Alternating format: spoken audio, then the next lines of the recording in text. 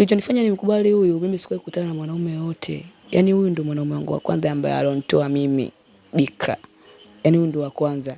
Japokuwa watu wanasema sijui vipi, lakini kwamba hakuna mkate mgumu mbele ya chai. Nampenda basi na nitazidi kumpenda. Kwa sababu ukiangalia maisha ya nyuma sikuwahi kuwa na mwanaume.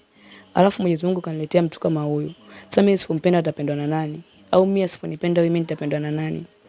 Kikubwa tu kubadilika. Namshukuru Mwenyezi Mungu ametufungua akili zetu mapema, tumejitambua na mpaka sasa hivi tena sitaki tena kuvaa nguo za kiume na huyu tena hawezi tena kurudia kufanya mambo ambayo ya kijinga ambayo tulikuwa tunafanya zamani.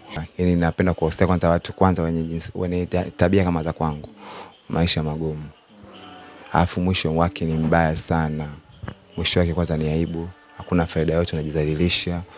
Yaani kwa mfano vile ushaamua kubadilika, nilivyoamua kubadilika mpaka unakuja kusema umebadilika, inakuwa ngumu sana mtu kukuamini. Hebu wanaume kuweni na akili kwanza, badilikeni.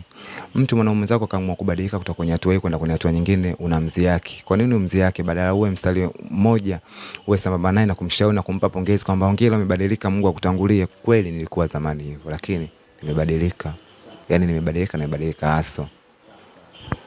Kabisa nimebadilika.